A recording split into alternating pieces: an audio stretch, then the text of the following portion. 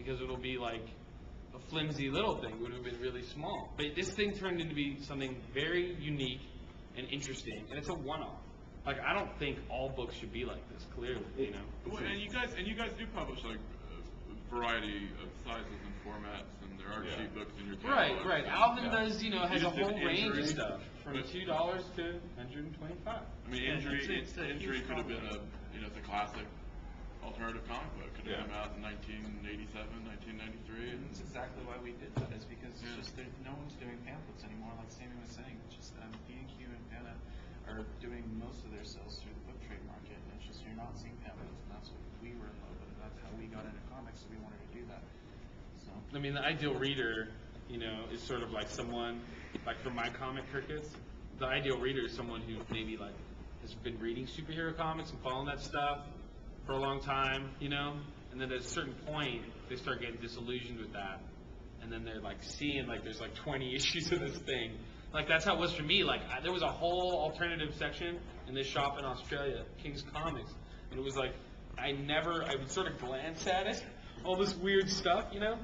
But at 14 years old, I realized that, you know, I'm reading all this stuff, but I'm not really that interested in it. And it was like picking up like a Peep Show, you know, or like a Dirty Plot, you know, or just even like a James Sturm, like a Stream of Conscience one-off from Black Eye. Right.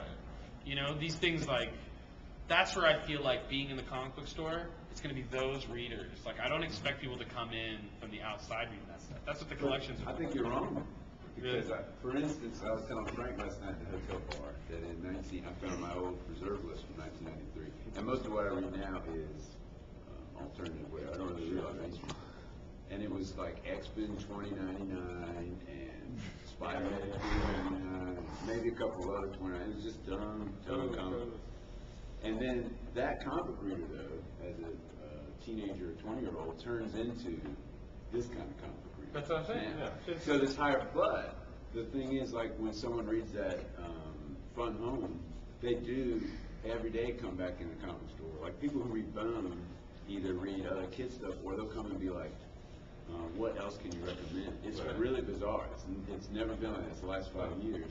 And so they do, like, for instance, selling out of Crickets Day 2 from Diamond was really frustrating because I was really excited about this great book that you can't sell anymore because of the comic distribution market. But that price point allows me to, like, next time Crickets comes out, I might order 50. Just so that I'll, because 50 Crickets might cost us like $150, which is pretty easy to absorb, you know, and I'll sell most of them. Yeah. But a couple of higher price books is harder to gamble. Totally. And I totally am aware when I did this book. As far as going back to Kramer's, not to keep going back there, but it's like I knew that. It's a price point issue, not a is the book too expensive? It's where can I find a buyer?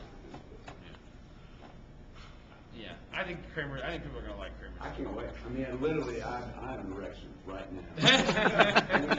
Me too. On that note, really excited. Sammy's actually poking my eye out. Yeah, that's, well, ending on that. Is there one more question? Does anyone have a question, especially anyone that hasn't? Yes, sir. But I really like Comics and Comic Art Magazine. I thought they were like the best like comic journalism that's seen in a really long time. And so I'm just I have a question. I was just curious about your interest in like comic journalism. Maybe what comments or how well you've done with those two enterprises. Man, that's like a whole other panel. I know it's really awesome. But I guess there's nothing to talk about. That's the point, right? That there's so little good writing about comics. There's incredibly little good writing about comics. The journal used to be, but now it's like the saddest thing in the world. We started comics. It's like the uncle who's like, his wife's left him, his job's gone. You take him in from the cold. He pukes on the Thanksgiving turkey. That's alcoholic shakes. You know, it's sad. It used to mean something. Yeah. No,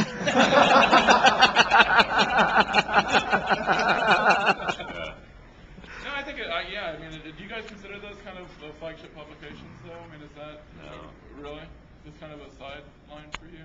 Yeah, no. Okay.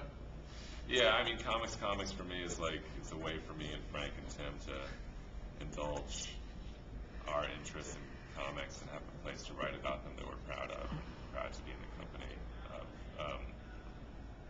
not a flagship. It's really, I'm not even sure what it is. It's something to help us all figure out how we think about comics. It's a miserable failure commercially. Really? Oh my God, it's miserable. But It's really well in our shop. Isn't that weird? You're the one. It You're sells the one, well in baby. a shop that isn't a comic book Yeah, store. you're it. So on that level, luckily it's incredibly cheap to produce, so we can keep doing it. But Is it distributed in Diamond? yeah, it's going really well. The Guy Davis thing didn't help?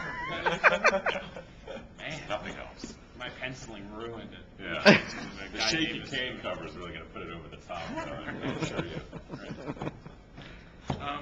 I think that's it. I thank everybody for coming. It's been a We'll lot be of fun. bitching for another 2 days. Yeah, we've got the table. We'll give you an earful. You guys are all, all located downstairs, and we'll be there for the remainder of the show. I hope you stop by. And in fact, you have. Well, are they allowed to? Can they look at the upcoming pages? No. Okay. Yeah? Why not? We have a small preview, 7-page preview that's only, the printers only can print, So it's not quite It's the only size one that panel. it will be, but it's really impressive. it's one panel. One panel on each page, and it's going to cost you $1 to look at it. Yeah. Thanks, guys. Yeah. Yeah.